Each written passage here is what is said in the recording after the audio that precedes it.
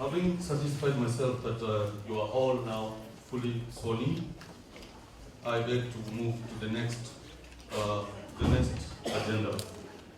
Election of the Speaker.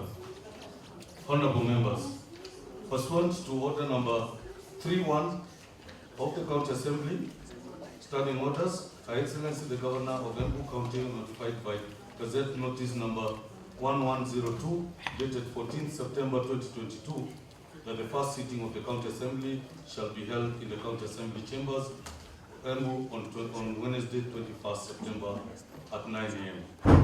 Section 21(5)(a) of the Elections Act 2011 provides that the office of the Speaker of the County Assembly shall become vacant when a new County Assembly meets after an election.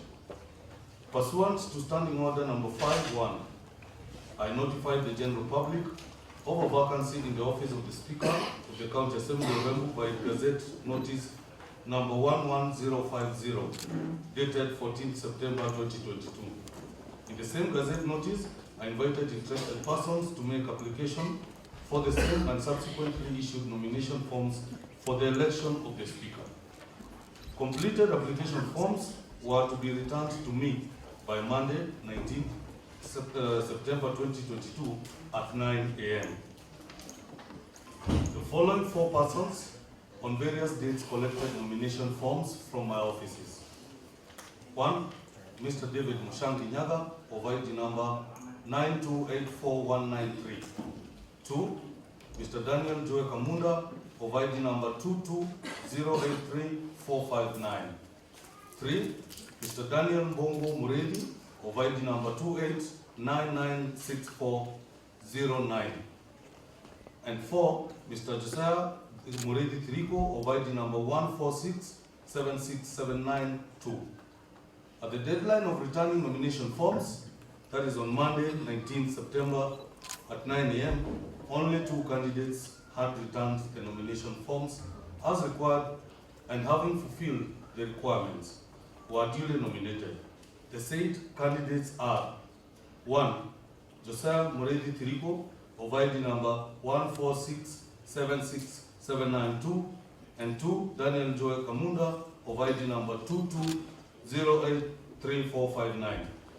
Therefore, having more than 1 candidate duly nominated, I have no alternative but to invoke the provisions of Standing Order number 6 and direct that the election shall proceed as follows. Secret ballot. Standing Order number 6 states as follows. The election of the Speaker shall be by secret ballot. That is 161. 2. The clerk shall, at the commencement of each ballot, cause the ballot box to be emptied and unlocked, to be displayed to the County Assembly, and shall, in the presence of County Assembly, lock the box, which shall therefore be kept in the full view of the County Assembly until the conclusion of the ballot. 6.3. The clerk shall issue, in the order prescribed under Standing Order 3.7, not more than 1 ballot paper to each member who comes to the table to obtain it, and each member who wishes to vote shall proceed to a booth or designated area provided by the clerk for the purpose and located next to and within reasonable distance of the ballot box, and shall, while there, mark the ballot paper by placing a mark in the space opposite the name of the candidate for whom the member wishes to vote. Fold marked ballot paper before leaving the booth or area, and place the folded ballot paper in the ballot box. 4, that is 6.4. A member who, before the conclusion of a ballot, has marked a paper in error may, by returning it to the clerk, obtain another in its place, and the clerk shall immediately cancel and destroy the paper so returned. 6.5. The clerk shall make such arrangements as may be necessary to enable any member with disability to vote. 6.6. When it appears to the clerk that all members who are present and who wish to vote have placed their ballot papers in the ballot box, the clerk shall unlock the box, examine the ballot papers, and having rejected those unmarked or spoiled, report the results of the ballot, and no member who has not already recorded his or her vote shall be entitled to do so after the clerk has unlocked the ballot box. 6.7. A ballot paper is spoiled if, in the clerk's opinion, it does not identify the candidate purported to be selected by the member voting. Election threshold. Standing Order 7.1. A person shall not be elected as Speaker unless supported in a ballot by the votes of 2/3 of all members. 7.2. If no candidate is supported by the votes of 2/3 of all members, the candidate or candidates who received the highest number of votes in the ballot referred to in paragraph 1, and the candidate or candidates who in that ballot received the next highest number of votes shall alone stand for election in a further ballot, and the candidate who receives the highest number of votes in the further ballot shall be elected Speaker. Honorable members, the following procedures shall be followed. 1. On the order for election of Speaker being read, the assembled County Assembly will remain seated. 2.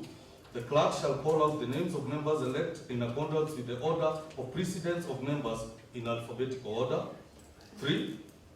The member elect called by the clerk will take up his position at the bar of the House, take a bow. 4. He or she will then proceed along the left of the dispatch box to the clerk's table, where he or she will be issued with one ballot. So here, having been issued with the ballot paper, the member who will then proceed to the polling booth, placed on the left side of the Speaker's chair, and mark their vote on the ballot paper.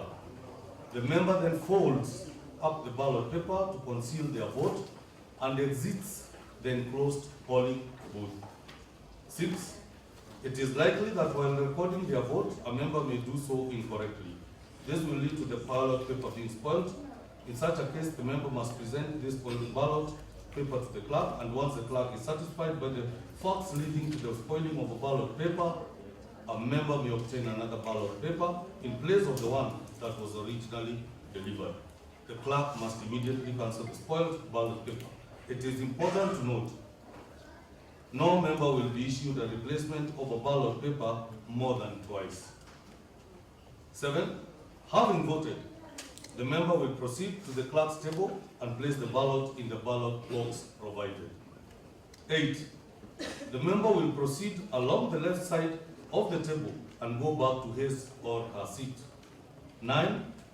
Once all members are voted, the clerk will call members who proposed each candidate to be the agents before the official counting of the votes. 10. Counting procedures. 10A. The ballot box is emptied at the table. B. The ballot papers are then unfolded. No attempt is made to look at the ballot papers at this stage. Each ballot paper is inspected to determine whether or not it is valid. That is C. D. Every ballot paper is displayed and announced to determine the candidate in whose favor it has been cast. E. The ballot papers in place at the spot designated for each candidate is placed at the spot designated for each candidate. F. The votes for each candidate are counted. G. Results 4 are recorded in the relevant form. And H. The results are announced. Honorable members, as provided in Standing Order number 6.1 of our standing orders, the election of the Speaker shall be by secret ballot.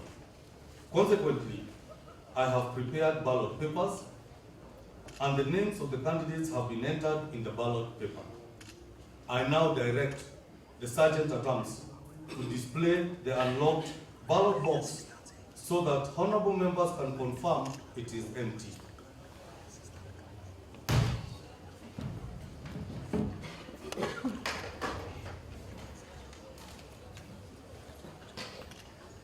Just work session.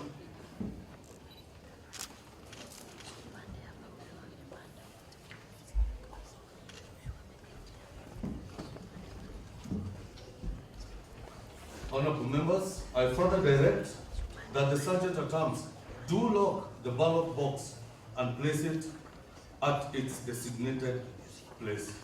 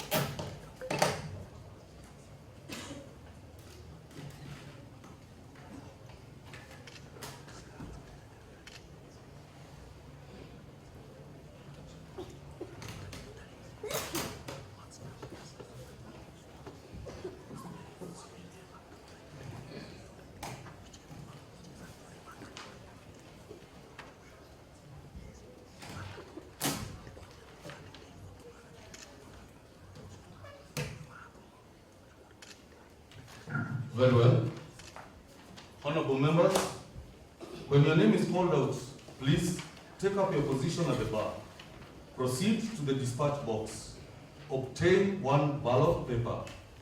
Proceed to the booth. Mark the ballot with the ballot in favor of your candidate. Fold up the ballot paper.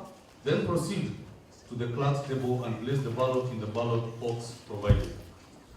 You will then go back to your seat. All this time, all other members are requested to be seated in silence. I will now direct that members be called out so that they proceed to vote. Deputy Clerk, please proceed.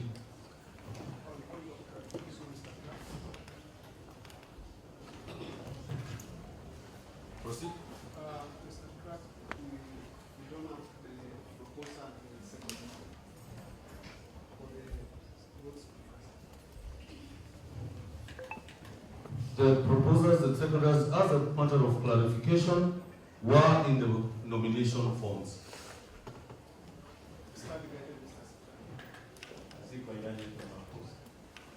Proceed.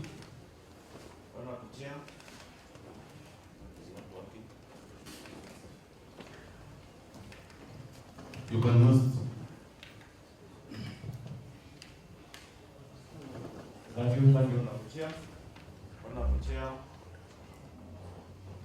Honorable Chair, my name is, having taken the oath of office, Honorable Chair, there is an issue that was affecting yesterday, Honorable Chair.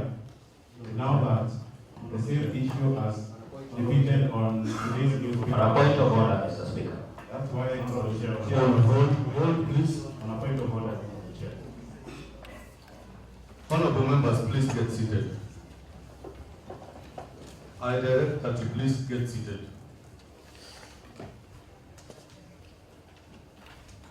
I am glad that the honorable members seeking indulgence and points of order are members that have been in this house before. As you are aware, this is in essence a special sitting. As you are aware, one of our, if you look at our orders of the day, the 4 orders of the day provided are to service this special sitting via communication from the clerk, the administration of both, the election of the speaker, and the election of the deputy speaker. Why I am taking you through that, honorable members, is until such a time there is a speaker in this honorable house, there cannot be debate. We are all aware that this is an august house. Debate is only allowed when we have a speaker. So I kindly request you to work within those directions. Thank you. Honorable Chair was not true. Was not debating, was not true. I was seeking the Honorable Chair, you've already given the direction. I don't know what again whether he's given a chance. No, Honorable Chair, this is a Kenya Kwanza town. Order. Order, members. I so direct that we shall continue uninterrupted.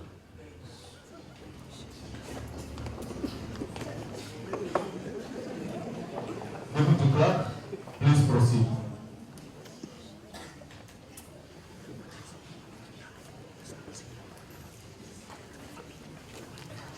Honorable Luega Newton Kayuki.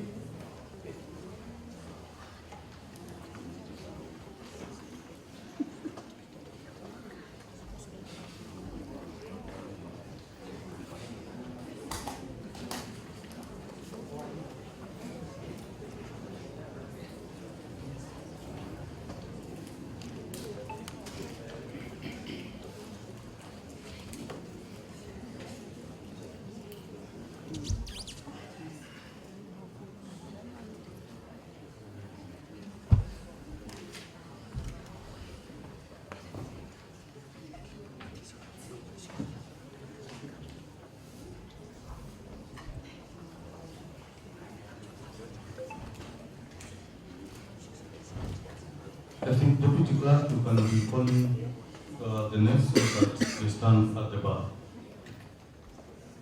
Honorable Jiro Paul Mshangi.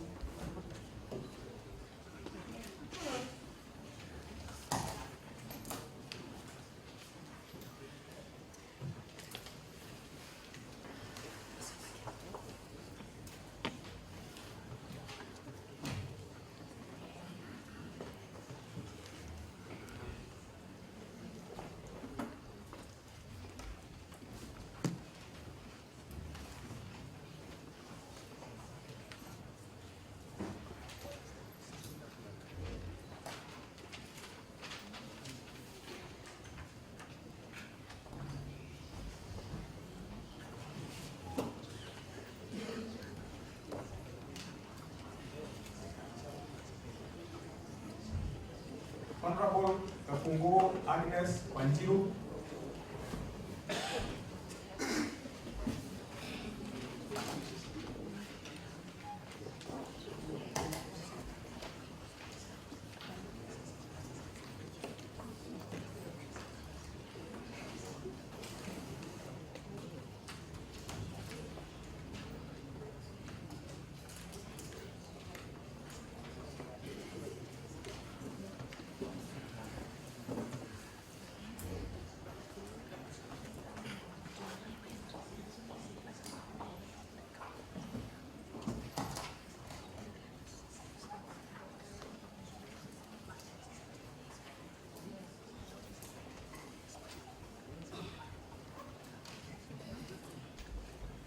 Honorable Katumo Frederick Muheni.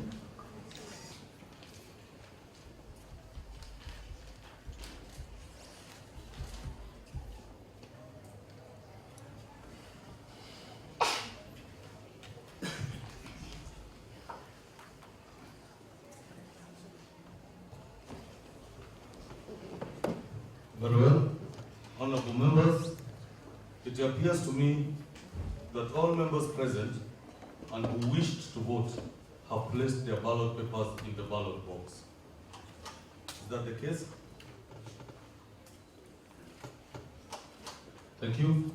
Honorable members, I will now request one agent for every candidate to march forward to the dispatch box to ascertain vote counting. One agent for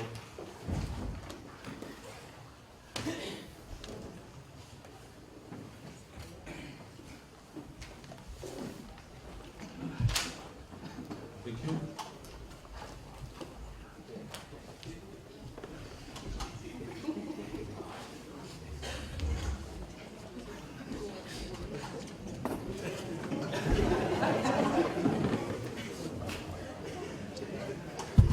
Thank you. We have the agents ready. I think the agents will move closer to the left side of the clerk's table. Or Okay, sorry, honorable members, I'm informed on the right side. Thank you. Honorable members, the ballot box will be unlocked and emptied at the clerk's table. Ballot papers unfolded. Ballot papers will be inspected to determine their validity. Every ballot will be displayed and announced to determine the candidate in whose favor it has been cast. The ballot will be placed at the spot designated for each candidate. So I will request that the deputy clerk, you designate a spot for each candidate.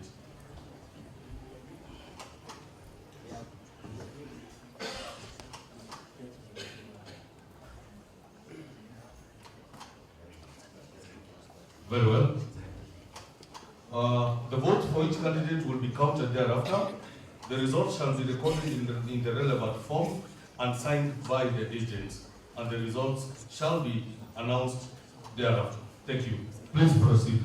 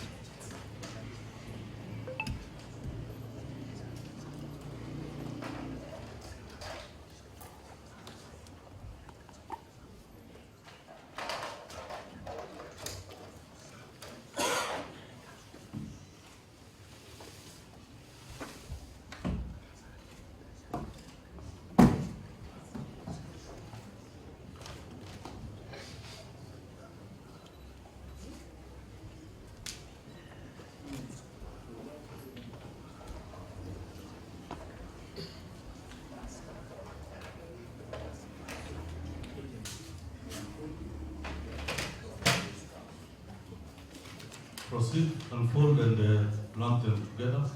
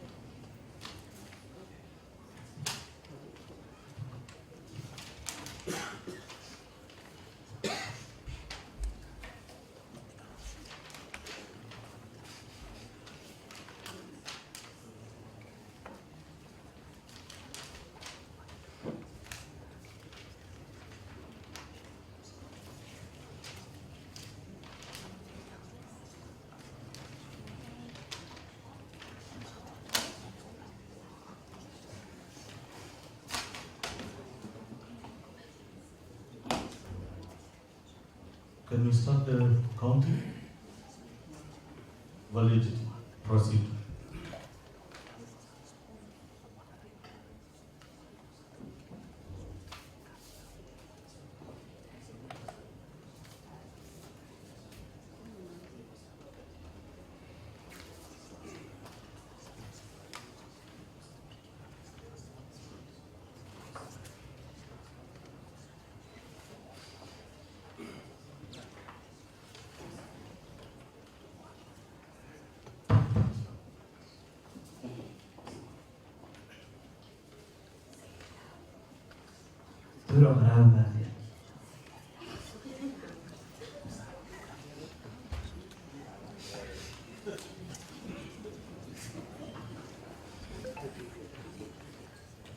Honorable Member, I will advise you to use parliamentary language.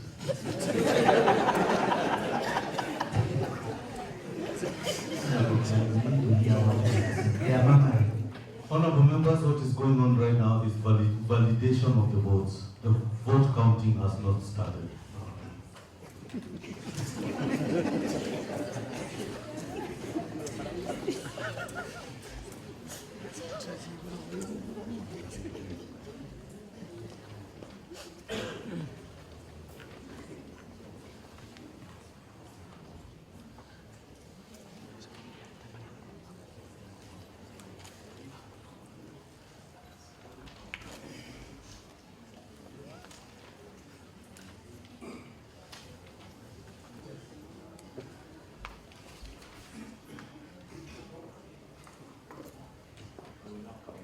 Very well, the vote counting will commence.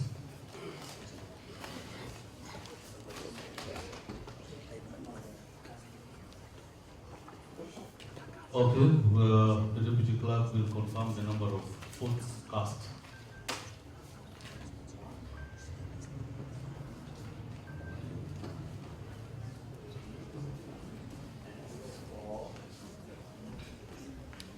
Yeah, you can speak up.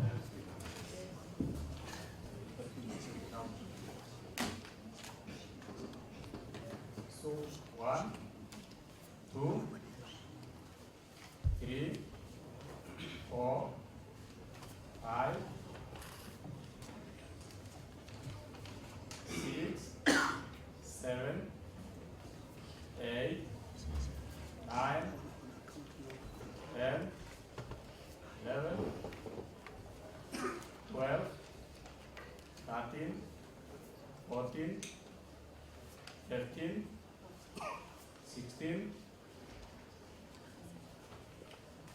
17, 18, 19,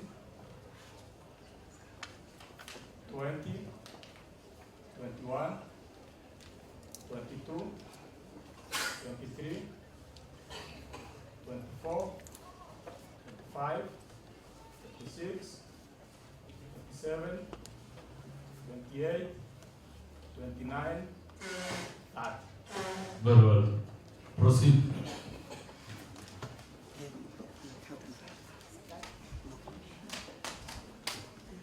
And you will need to be audible.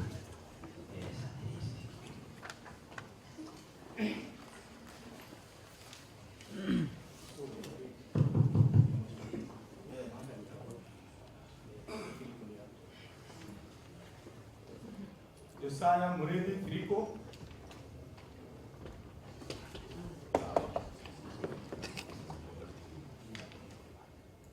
Josiah Muridi Trico.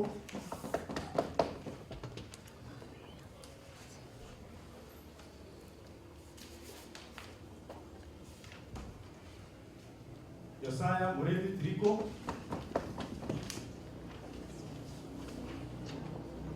Josiah Muridi Trico.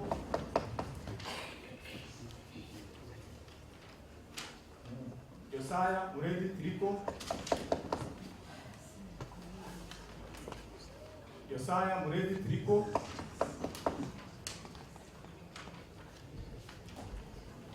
Josiah Muridi Trico.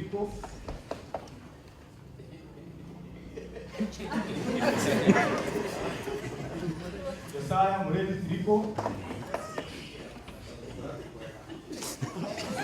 Josiah Muridi Trico.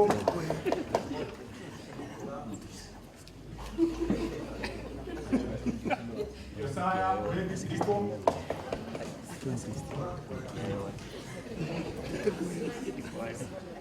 Josiah Muridi Trico. Josiah Muridi Trico.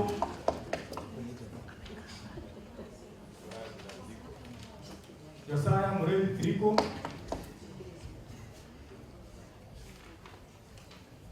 Josiah Muridi Trico. Josiah Muridi Trico. Daniel Joel Kamunda.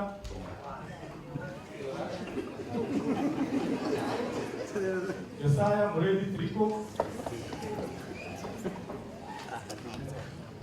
Daniel Joel Kamunda,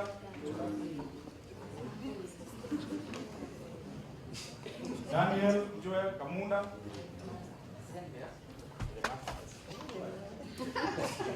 Josiah Muredi Triko, Josiah Muredi Triko, Josiah Muredi Triko,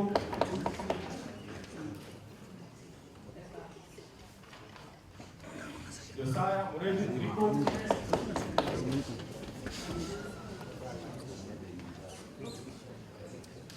this one is not bad.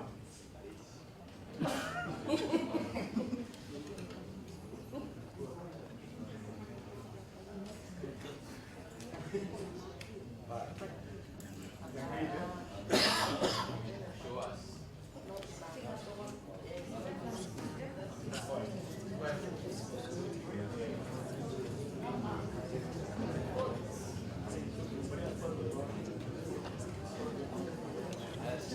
Here is point. Josiah Muredi Triko,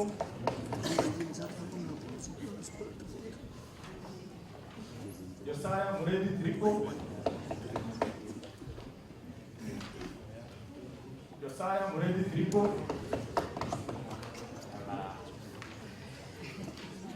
Josiah Muredi Triko, Josiah Muredi Triko,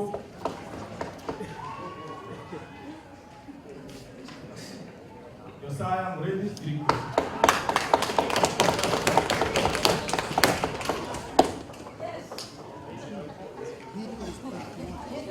I think the electric club will proceed as place the signature.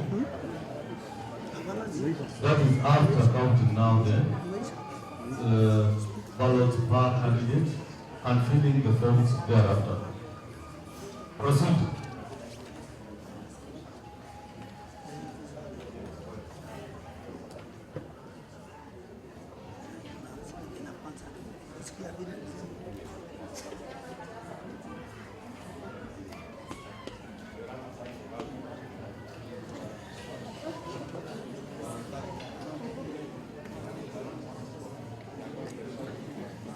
Are the two agents in agreement?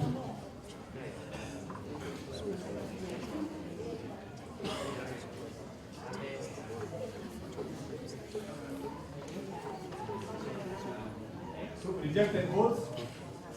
One.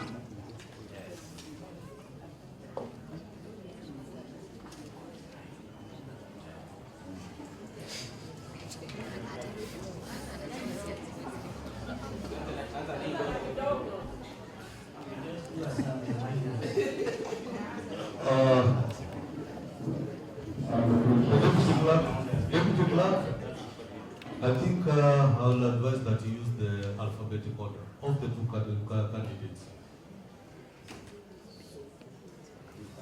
We have Josiah Muredi Triko and Daniel Joel Kamunda.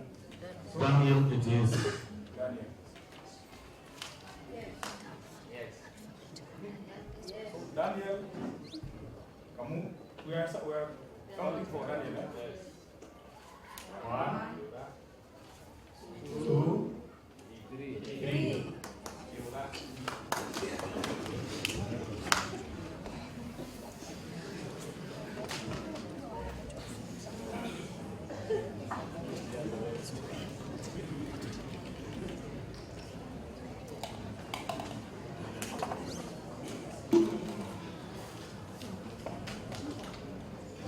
We are counting for Josiah Muredi Triko. So 1, 2, 3, 4, 5, 6, 7, 8, 9, 10, 11, 12,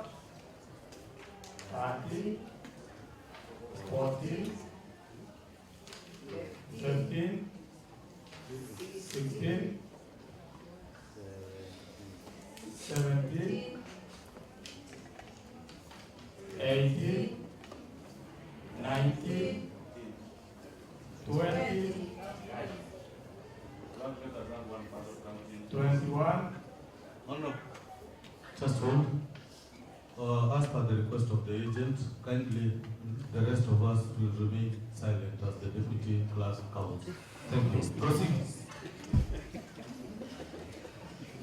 22, 23, 24, 25, 26.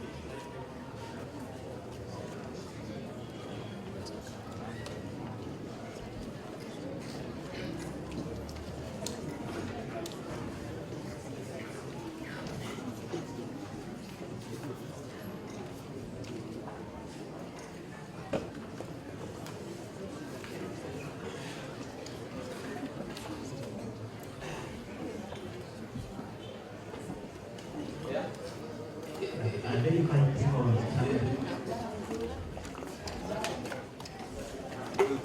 Thank you. Thank you. You can get seated, honorable members.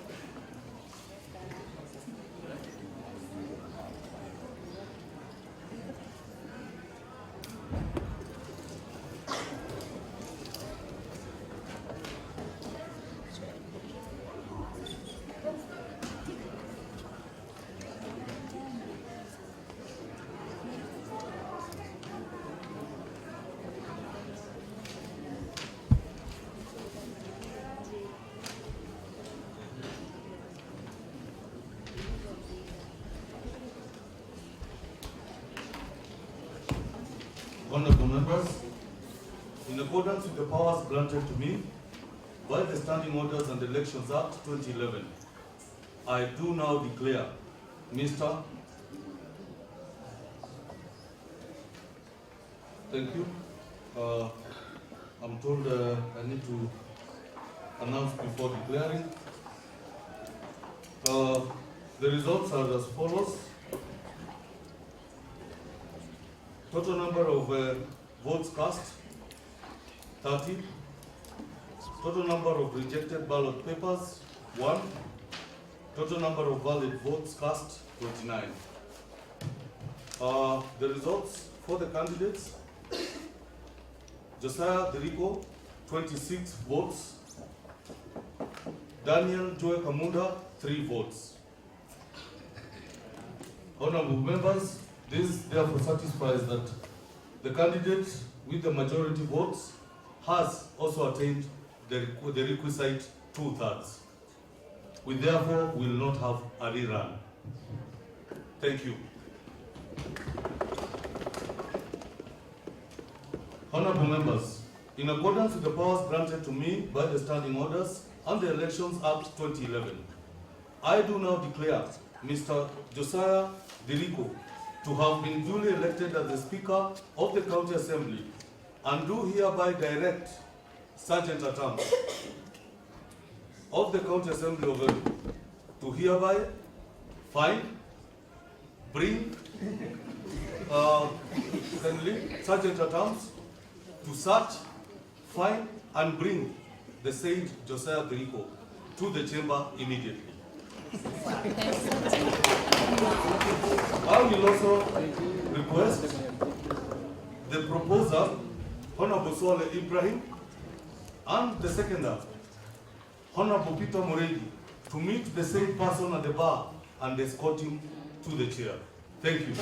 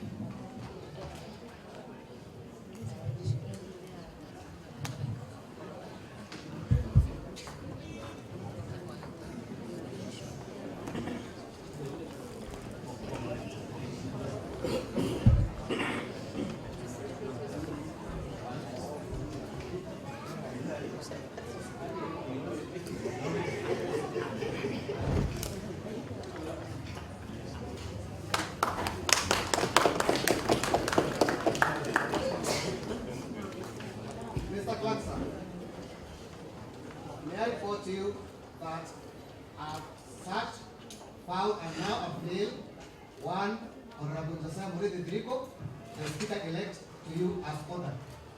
Very well, and thank you, Sergeant at Arms. Thank you. Deputy Clerk, I think we'll proceed with the oath taking.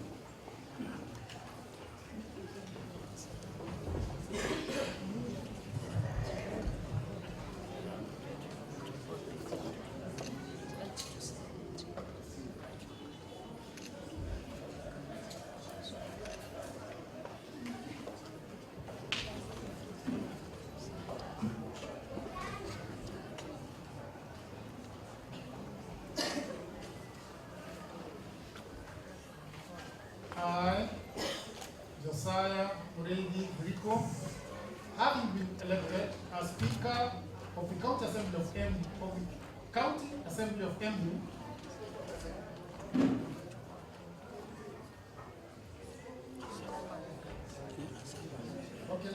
I, Josiah Dirico, having been elected as the Speaker of the County Assembly of Embu, do swear that I shall always, truly, and diligently serve the people and the Republic of Kenya in the office of the Speaker of the County Assembly in Embu County, that I shall respect, uphold, preserve, protect, and defend this Constitution of the Republic of Kenya and that I shall do right to all manner of persons in accordance with the Constitution of Kenya and the laws and conventions of Parliament without fear or favor, affection or will. So help me God.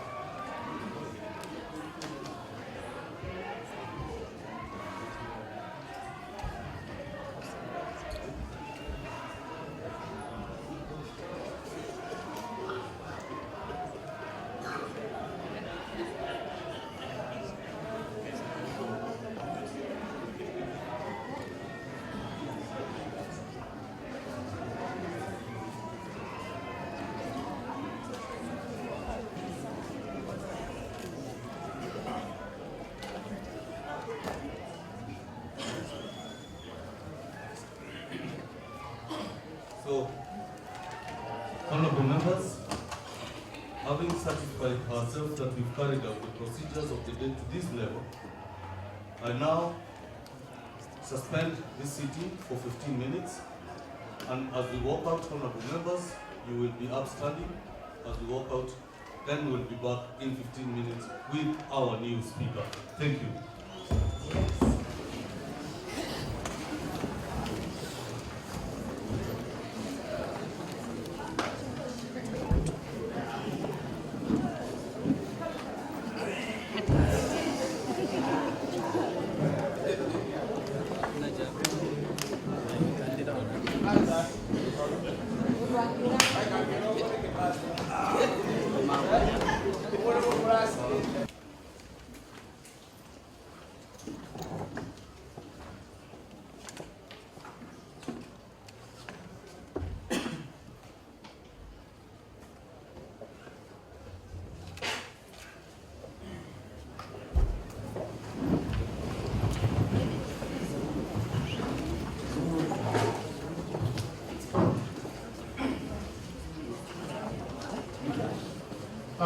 So, honorable members, I have my speech of authorization and acceptance, which I'll give, then we shall proceed.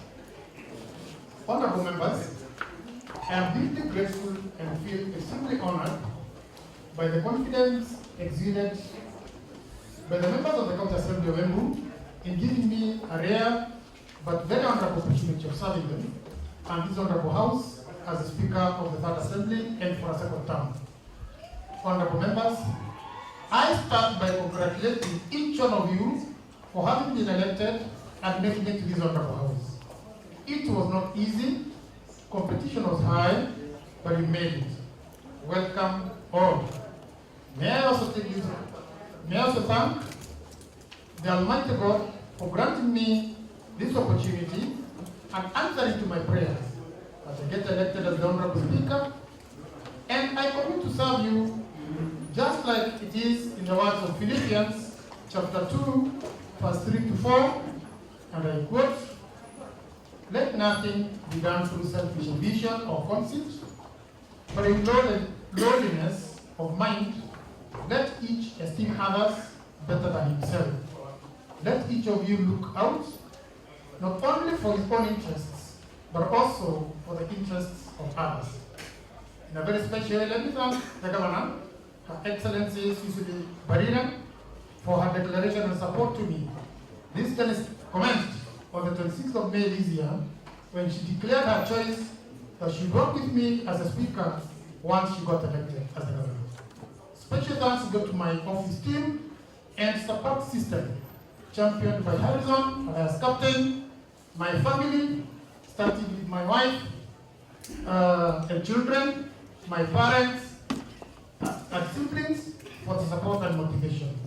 To my prayer warriors, friends, and the many servants of God that went before him to pray, knelt at the altars to dedicate me, fasted to plead with God, made sacrifices for this victory. Thank you so much.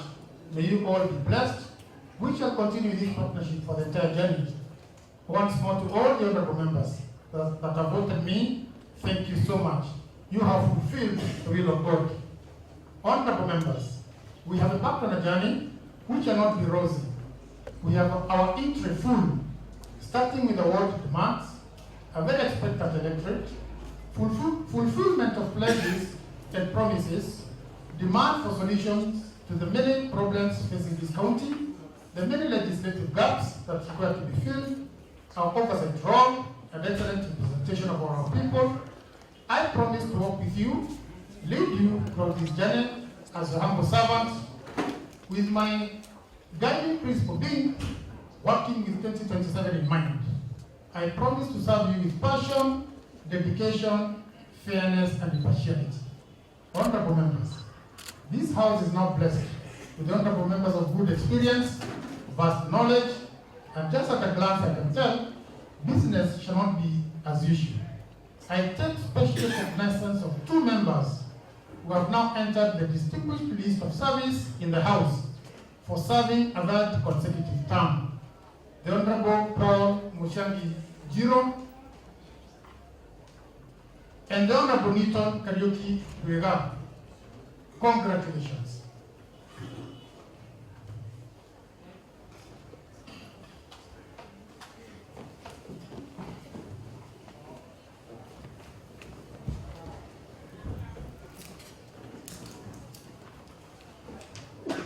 Honorable members, to all of you, serve with honor, passion, and dedication to the great people of EMBU County. Honorable members, we have been sent to this house by the electorate. As we embark on this journey, may we never deviate from this fact. We are here for a very limited period, a period upon which much shall be expected of us, individually and collectively as a house. Let us always remember, it is our people's interests and not our own that shall be the basis of our service. I shall be a constant reminder to all of us on this fact. Honorable members, as I am about to serve you, may I